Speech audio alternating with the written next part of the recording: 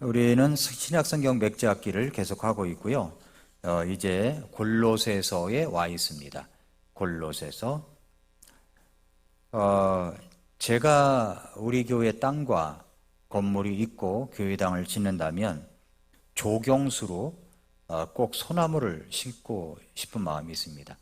소나무가 값이 얼마나 큰지 몰라요.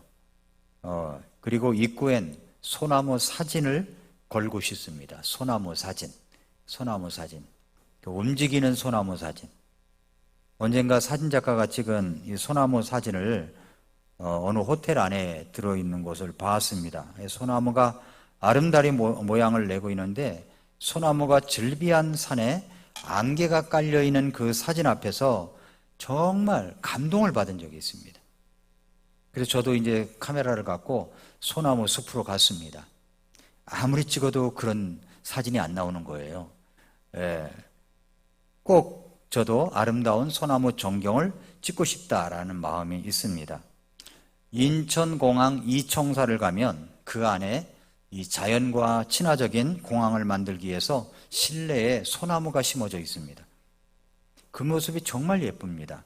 그런데 그 인천공항 이청사 안에 심겨진 그 소나무 값이 얼마나 될까요? 아무리 뒤져봐도 소나무 값이 안 나와요. 그래서 소나무가 가격이 얼마나 하나 그 신문에 소개된 소나무 가격을 찾아보았습니다. 사람들에게 널리 알려진 소나무는 어디 있을까? 그랬더니 서울 서초동 대검찰청 청사 현관 바로 앞에 있답니다. 1995년 신청사 준공식 때 김영삼 대통령이 심었다고 해서 Y에서 소나무라고 불리는데 식수 당시 그 소나무가 어린 소나무였겠죠? 그 소나무 값이 3천만 원. 현재는 오래전에 몇 년 전에 찾아본 거니까 1억 5천만 원. 소나무 한 그루에 그렇다고 합니다. 그러니까 소나무 제대로 심어 놓으면 이것은 뭐 10억 가까이는 금방 되는 것 같아요. 이와 같은 나무의 값이 어떻게 매겨지냐 그랬더니 나무의 높이, 수간의 폭, 가지의 양끝까지, 그리고 가슴 높이, 지름, 땅 표면에서 1.2m 지점의 나무 지름, 그리고 밑지름, 그러니까 땅 표면의 밑동지름 등을 기준으로 해서 소나무 값이 매겨진다고 합니다.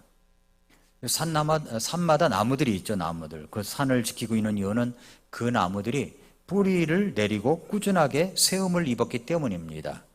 이번에 비가 많이 와가지고 산사태가 일어나곤 했습니다. 전문가의 말을 빌리자면 가뭄이 오래되면은요, 이 산에 있는 나무가 뿌리를 깊게 내린답니다.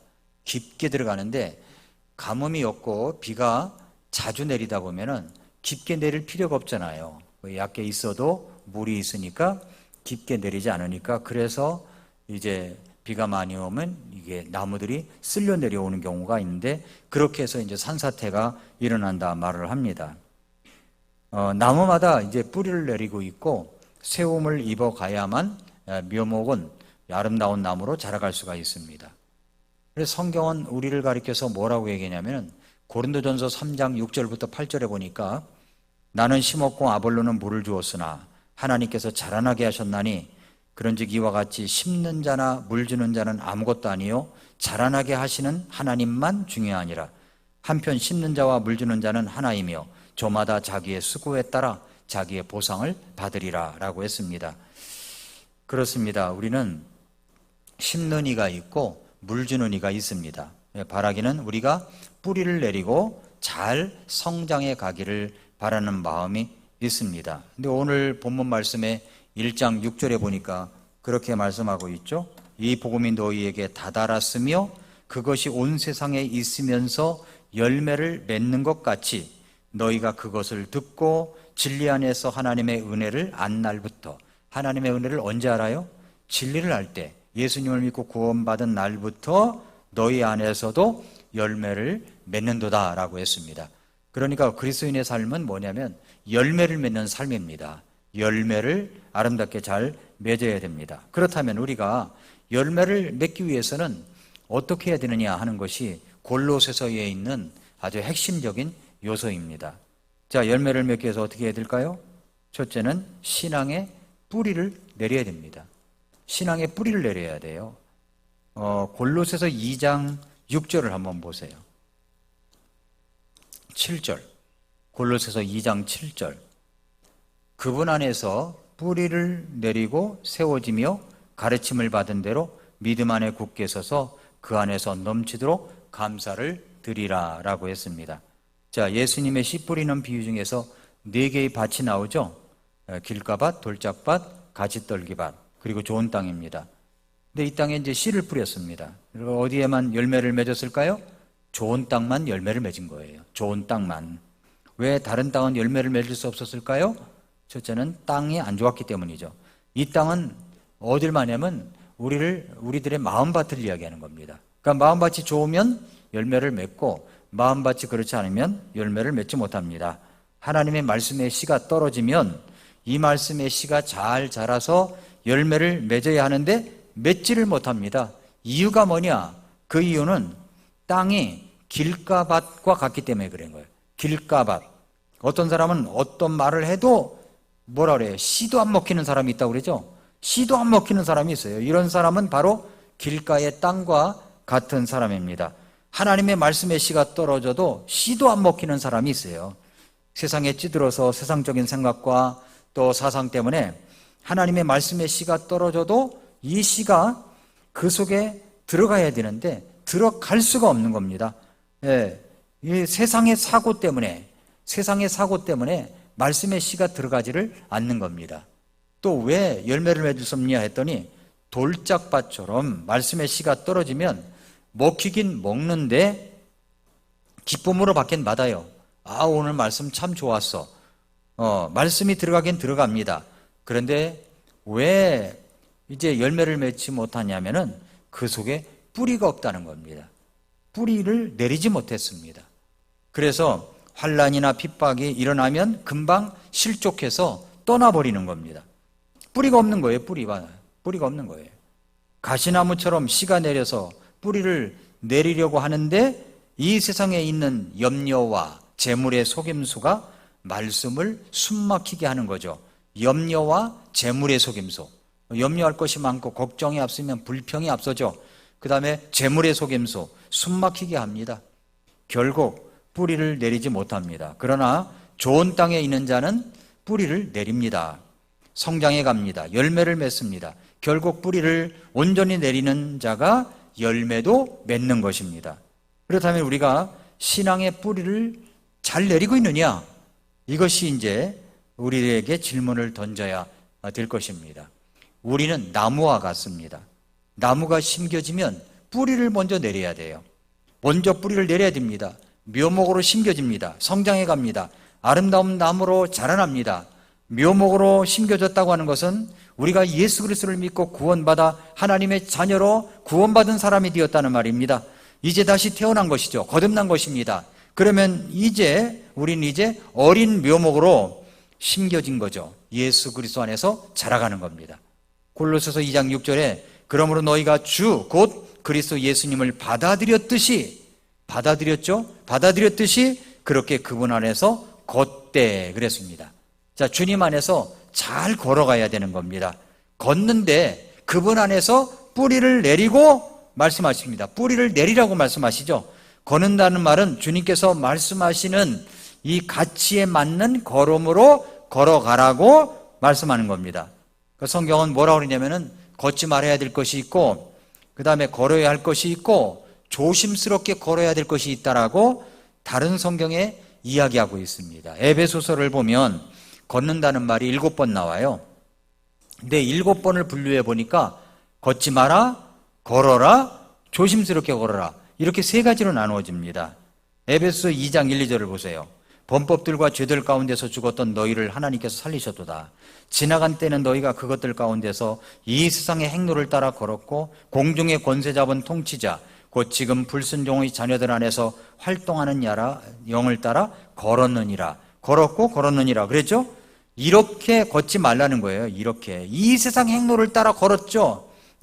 이 불순종의 자녀들 안에서 활동하는 영을 따라 걸었다 이겁니다. 그런데 그렇게 걸으라는 얘기예요? 너희들 과거는 그렇게 걸었었다는 거죠. 그러나 이제는 그렇게 걷지 말라는 겁니다. 걷지 말라는 거죠. 에베소 4장 17절에 보니까 그러므로 내가 이것을 말하며 주 안에서 증언하노니 즉 이제부터 너희는 다른 이방인들이 그들의 헛된 생각 속에서 걷는 것 같이 걷지 말라. 걷지 말라 그랬습니다. 자, 에베소 4장 18절부터 20절을 보면은 왜 그렇게 걷지 말라고 하시는지를 말씀하시죠. 그들은 지각이 어두워졌으며 그들 속에 있는 무지와 그들의 마음이 눈먼 것으로 인해 하나님의 성령에서 떨어져 있도다.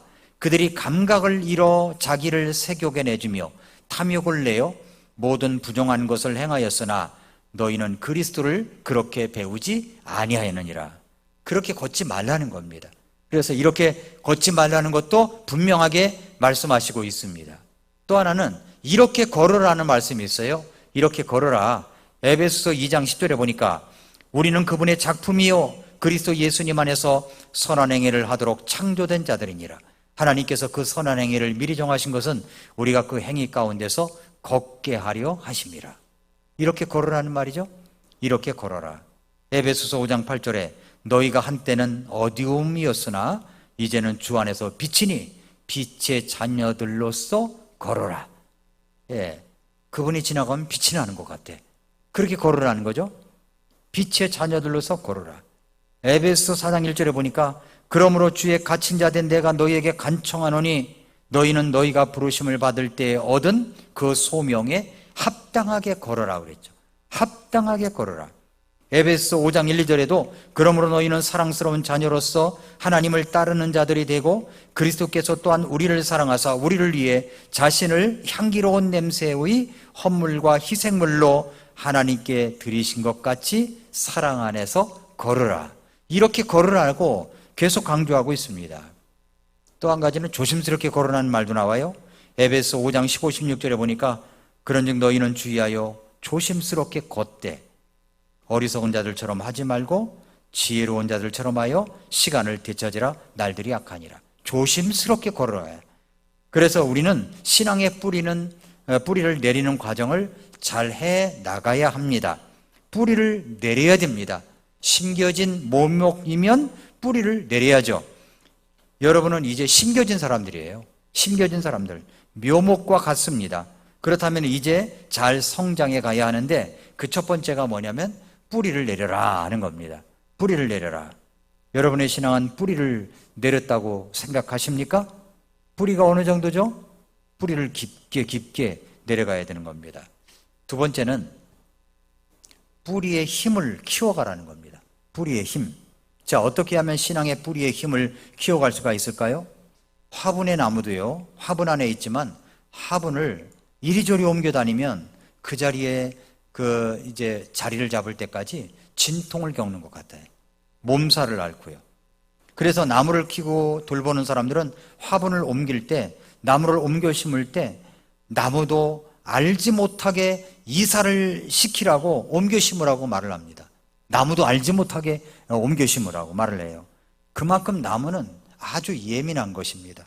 한 곳에서 안정되게 잘 자라가야 됩니다. 뿌리의 힘을 키워가야 합니다.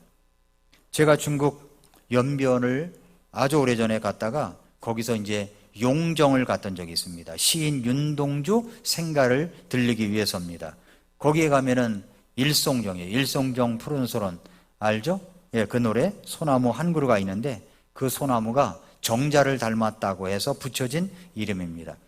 일제강점기 때 용정은 독립운동을 하는 사람들의 본거지였어요.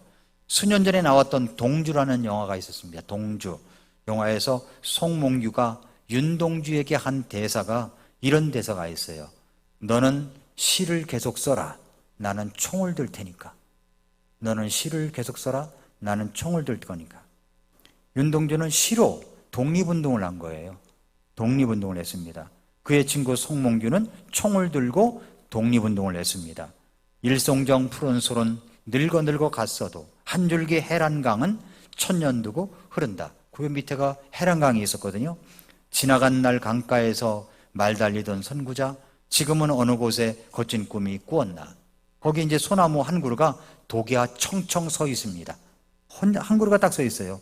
어떻게 그렇게 지금도 서 있을 수 있을까요? 어떻게 그럴 수 있냐면 뿌리를 내리는 힘이 강하기 때문에 그런 거예요. 뿌리를 내리는 힘이 강하기 때문에 모진 비바람과 강추위가 온다고 할지라도 거친 폭풍이 지나간다고 할지라도 뿌리를 견고하게 내려져 있는 소나무는 끄떡도 하지 않습니다. 뿌리의 힘이 강하기 때문에. 그래서 묘목을 심을 때 묘목은 뿌리를 내리는데 시간이 굉장히 오래 걸립니다.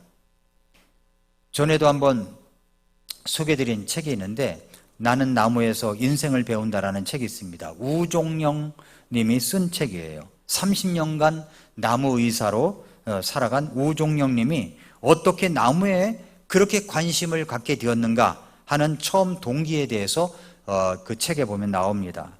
우종영 작가는 암울한 어떤 유년기를 보냈답니다. 가난했기 때문에 부모님은 늘 집을 비웠고 혼자서 지내는 시간이 많다 보니까 외로웠답니다. 밤하늘의 별을 보면 천문학자가 되고 싶은 꿈도 꾸었는데 세계학 판정을 받아서 그 꿈을 포기하고 하고 싶은 게 없었다고 합니다. 학교를 그만두고 우산도 팔아보고 좌판 신문도 팔아보고 길거리의 삶을 전전했는데 알고 지내던 형이 농장에서 숙식을 해결해 주는 조건으로 도제를 구하니까 가보라고 해서 원예에 대해서 아는 바가 없지만은 먹고 자는 것도 해결해 준다니까 이제 갔던 것이 계기가 되었답니다.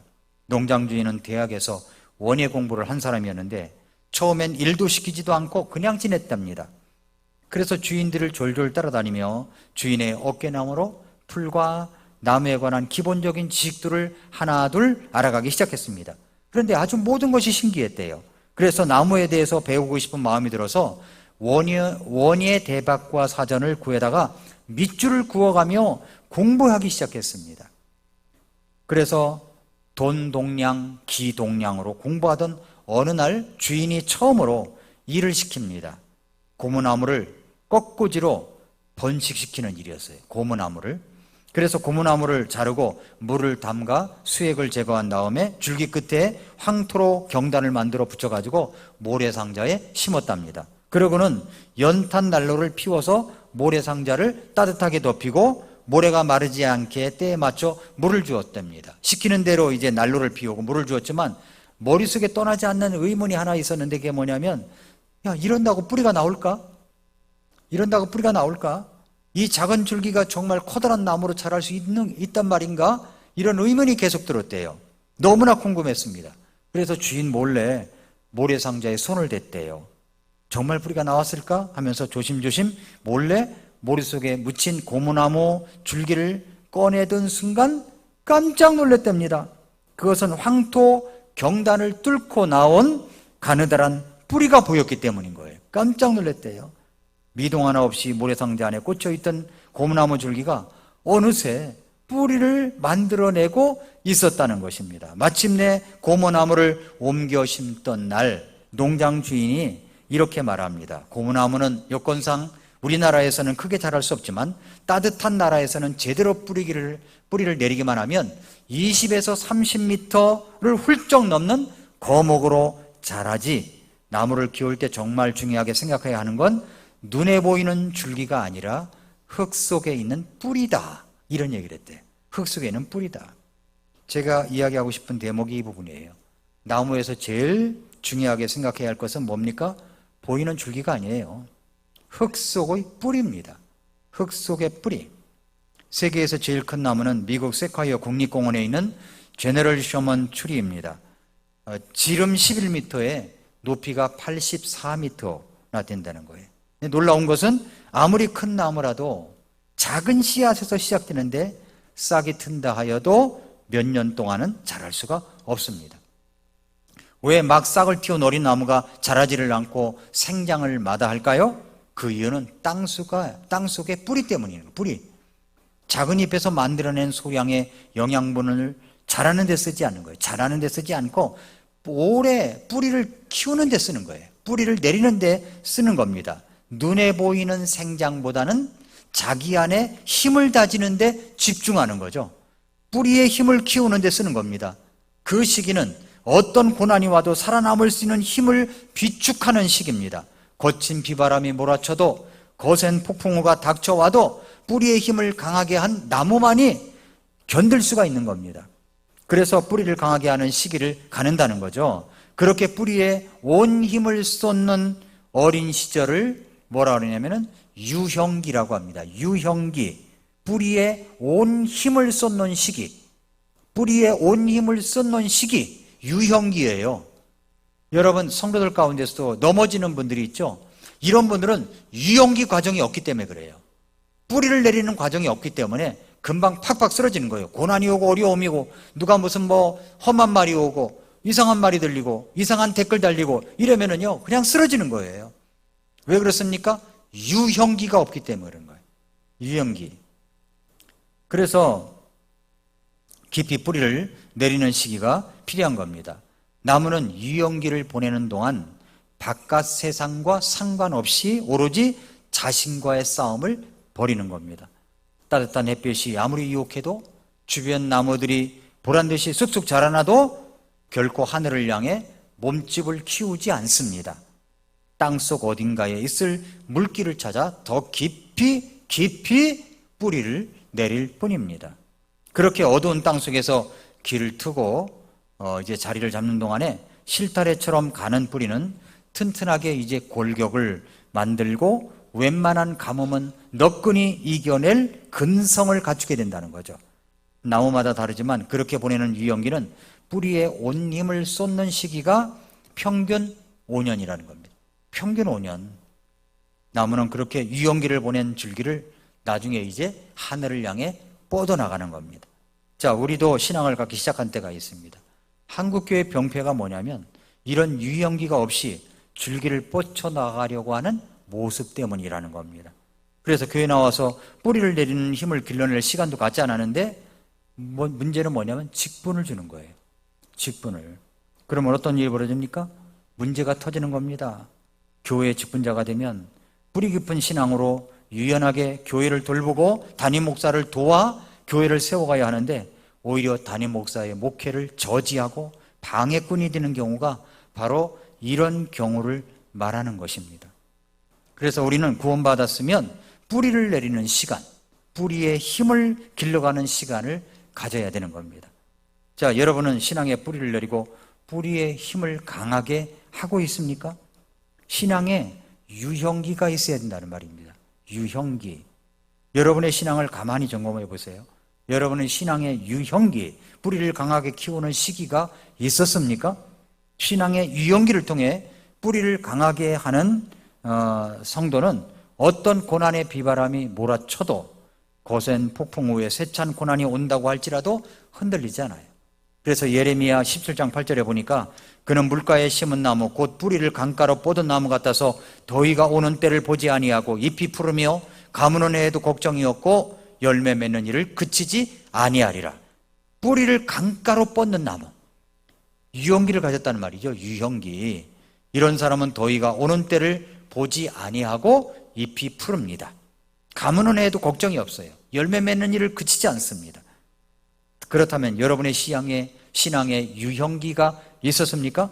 뿌리의 힘을 길러가는 시간 말입니다. 뿌리의 힘은 어디에서 어디에 내려야 키워갈 수 있을까요? 뿌리의 힘을 어디에다 내려야 될까요? 복음의 뿌리를 내려야 뿌리의 힘을 키울 수가 있는 겁니다. 복음. 이 복음이 최고입니다. 로마서 1장 16절에서 내가 그리스도의 복음을 부끄러워하지 아니하노니 이는 그 복음이 믿는 모든 자에게 구원을 주시는 하나님의 권능이 있기 때문이라.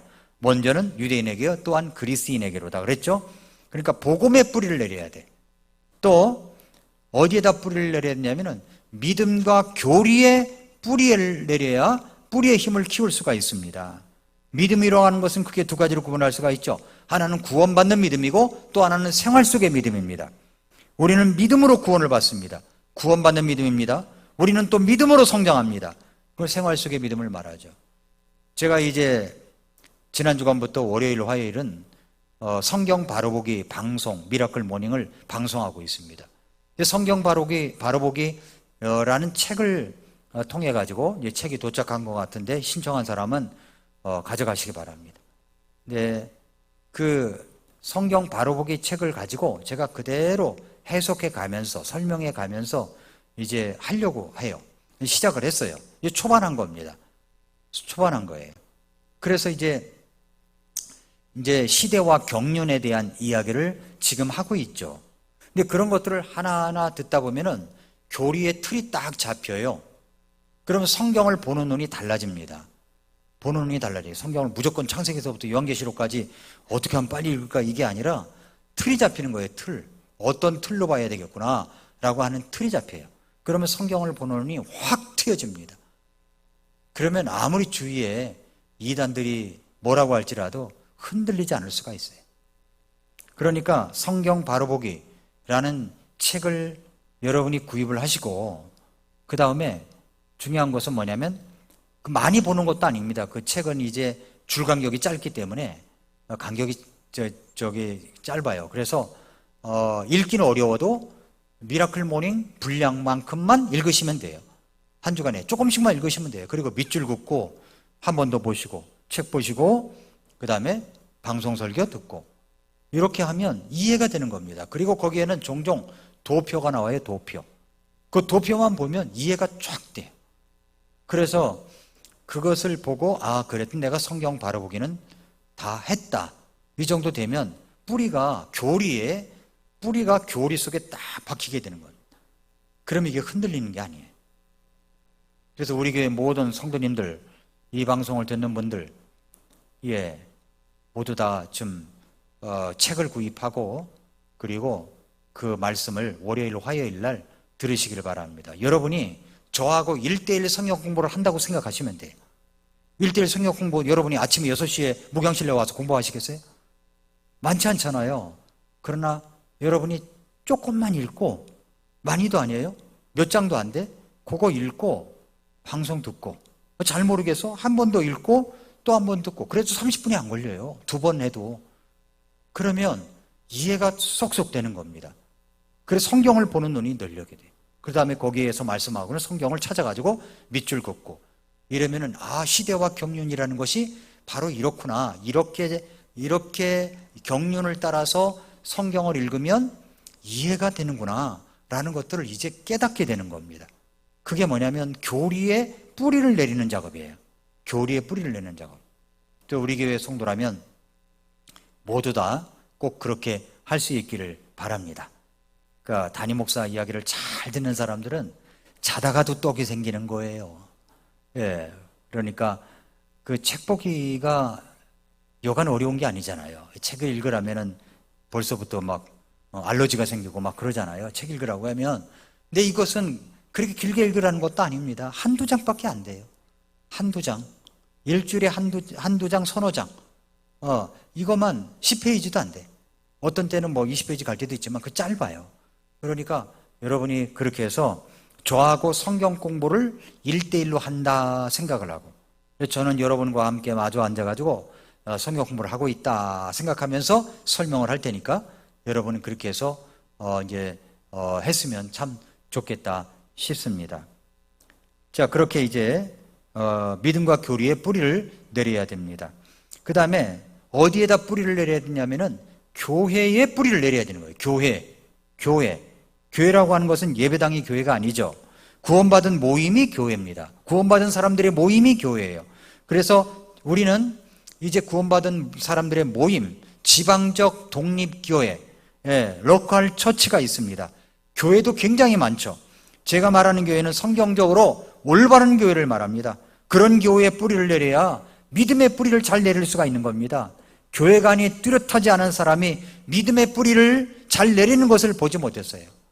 주님이 세우신 교회가 있어야 신앙의 뿌리를 내릴 수가 있는 것입니다. 이것이 주님의 법칙입니다. 그래서 먼저는 내 교회가 있어야 되는 거죠. 내 교회. 그리고 이 교회를 사랑하는 마음이 있어야 한다는 것입니다. 뿌리를 내려야 모든 식물도 잘 자라갈 수 있습니다. 여러분의 신앙의 뿌리는 어떻습니까? 튼튼하게 내려가 있다고 생각하십니까? 뿌리가 내리는 신앙은 어떻게 해서 가능합니까? 뿌리를 내리려면 조건들이 좀 갖춰져야 되는데 먼저 소속감이 분명해야 믿음의 뿌리가 내려지는 거예요. 소속감. 우리는 공동체 의식을 갖는 걸 말합니다. 공동체 의식이 있을 때 신앙은 더욱 깊게 뿌리를 내릴 수가 있습니다. 현장 속에서 배울 수가 있어요. 함께 있을 때 배우는 겁니다. 그러므로 늘 함께 있는 자리에 있어야 됩니다. 내 교회라는 분명한 의식이 있을 때 우리는 함께 자라갈 수가 있는 겁니다. 예레미야 17장 7, 8절 아까 읽었습니다만, 주를 신뢰하며 주를 소망으로 삼는 사람은 복이 있나니 그는 물가에 심은 나무 곧 뿌리를 강가로 뻗은 나무 같아서 더위가 오는 때를 보지 아니하고 잎이 푸르며 가무는 애에도 걱정이 없고 열매 맺는 일을 그치지 아니하리라. 하나님께서 예수님의 피로 사신 소중한 이 교회가 있습니다. 사람들은 1대1로 자신과 하나님과만 신앙생활을 잘하면 그만이다 이렇게 생각하는 사람들이 너무나 많습니다. 그렇지 않습니다. 우리의 신앙생활은 교회를 통해서 하는 거예요. 교회를 통해서. 교회라는 하나님이 세우신 기관을 통해서 하는 것입니다. 그래서 사도 바울은 그 교회를 위하여 신앙생활 하는 것을 에베소 3장 5절부터 10절에 말씀하고 있습니다. 한번 9절 10절을 보세요. 또 예수 그리스도에 의해 모든 것을 창조하신 하나님 안에 세상이 시작된 이후로 감추어져 온 이 신비에 참여하는 것이 무엇인지 모든 사람들이 보게 하려 하심이라. 이것은 그분께서 이제 교회를 사용하사 하늘의 처소들에 있는 권력들과 권능들에게 하나님의 갖가지 지혜를 알게 하려 하심이라 말씀했습니다. 교회를 사용하사 하나님의 갖가지 지혜를 알게 하신다고 했습니다. 에베소 5장 22절부터 32절에 보니까 아내와 남편에 대해서 이야기를 하면서 그것은 신랑인 교회와 신부인 성도의 관계에서 이 말씀을 주시고 있어요. 그러면서 31절 32절에 뭐라고 말씀했냐면은 이런 까닭으로 남자가 자기 아버지와 어머니를 떠나 자기 아내와 결합하여 그들 둘이 한 육체가 될지니라. 이것은 큰 신비니라. 그러나 내가 그리스도와 교회에 대하여 말하노라. 너무 신비입니다. 교회는 신비예요. 여러분은 이 교회가 내 교회다 라는 의식이 분명하게 있습니까? 내 교회를 사랑하는 마음이 있습니까? 사랑하십니까? 교회 속의 교회는 목장교회를 말하죠. 목장교회에 소속되어 살아가는 모습이 있을 때 정말 지체를 사랑하고 형제자매를 사랑하는 아름다운 마음이 있게 되는 것입니다. 그 다음에 이제 그 환경, 뿌리를 내리는 환경을 조성하려면 예배 속에 들어와 있어야 돼요. 예배가 살아있어야 믿음의 뿌리가 잘 내려질 수 있는 환경이 되는 겁니다. 여러분, 우리가 고센 의식을 가져야 돼요. 고센 땅 의식. 무슨 말입니까? 요셉이 이집트에서 총리가 되었을 때 하나님께서 이스라엘 가족들을 살리기 위하여 미리 보내신 장소가 있죠. 그 장소가 바로 고센 땅입니다. 이스라엘 땅 안에 또 다른 땅, 고센 땅입니다. 고센 땅. 나중에 아버지 야곱이 요셉의 초청으로 이집트로 내려왔고 죽은 줄만 알았던 요셉을 만납니다. 파로 앞에 섭니다. 요셉은 자기의 전 가족들이 어디에 살아야 하는가를 알고 있었던 사람이에요. 이집트 사람들이 이제 이집트 사람들과 섞여서 사는 것이 아니라 다른 지역에서 하나님께 예배를 드리며 희생 헌물을 드리며 살아가야 함을 알고 있었습니다. 그래서 어느 땅을 추천했냐면 요셉이 고센 땅을 추천한 거예요. 고센 땅을. 그 땅은 환경이 그리 좋은 땅이 아니었어요. 이집트 사람들이 그곳의 땅을 좋아하지 않은 땅이었습니다. 그럼에도 불구하고 환경이 어떻든 간에 하나님께 예배할 수 있는 장소니까 그곳으로 간 것입니다. 환경이 나쁘더라도 실컷 예배드리면서 살고 싶은 마음이 있었던 거죠. 이것을 가리켜 뭐라 그러냐면은 고센 의식이라고 하는 겁니다. 제가 이제 크리스찬 뉴스위크지라고 하는 크리스찬 신문이 하나 있는데 그것을 우연찮게 오늘 봤어요. 인터넷으로 봤습니다. 그랬더니 거기에 뭐가 나오냐면은 문재인 정권 때 코로나가 터져가지고 교회발이라는 것을 만들어놔가지고 교회에 예배를 못 드리게 했던 것은 아주 치명적인 것이라는 겁니다. 지금 생각하면 우스운 거 아닙니까? 정말 우스운 거 아니에요? 그래서 서울시가 정광훈 목사 교회에서는 무조건 예배 드렸잖아요. 서울시가 고소를 했습니다. 근데 패소를 했어요. 패소된 게 많아요. 그리고 또 이제 또 다른 목사님들 22교회에서 서울시를 상대로다가 손해배상 청구를 했어요. 우리가 예배를 못 드렸다. 손해배상 청구해라. 승소를 했어요. 그런데 문재인 정권 때 교회 말살 정책을 쓴 겁니다. 교회 말살 정책을 쓴 거예요. 그래서 이게 교회발이라고 하는 이런 것을 해가지고서 예배를 못 드리게 한 거예요. 예배를 못 드리게.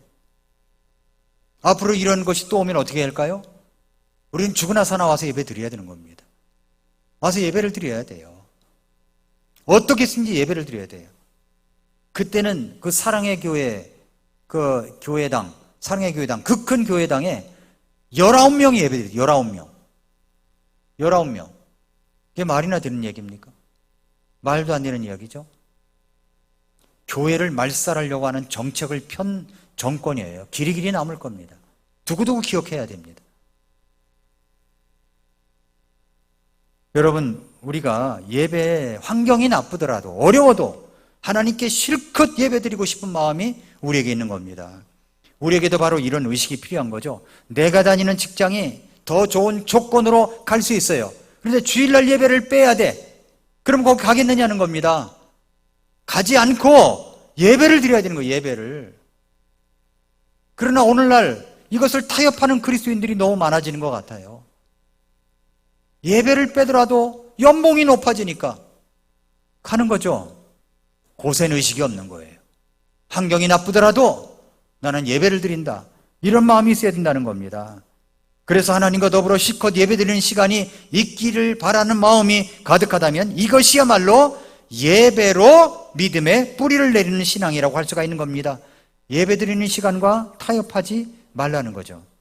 여러분의 신앙의 뿌리는 믿음에 내려질 때 키워갈 수가 있습니다. 신앙의 뿌리는 교회에 내려질 때, 소속감을 분명히 가질 때, 공동체 의식으로 서로 동고동락할 때 키워갈 수가 있습니다. 그 교회에 예배의 뿌리를 내려야 뿌리의 힘을 세워갈 수가 있습니다. 우리가 코로나로 인하여 지나간 때 비대면으로 예배를 드릴 때 비꽃 속의 개구리처럼 편안하다, 집에서 예배 드리는 게 좋아, 따뜻하다, 좋아, 교회도 안 가고 간식도 먹고 누울 수도 있고 이러면서 그것을 계속하면은 그게 뿌리의 힘을 키울 수 있어요?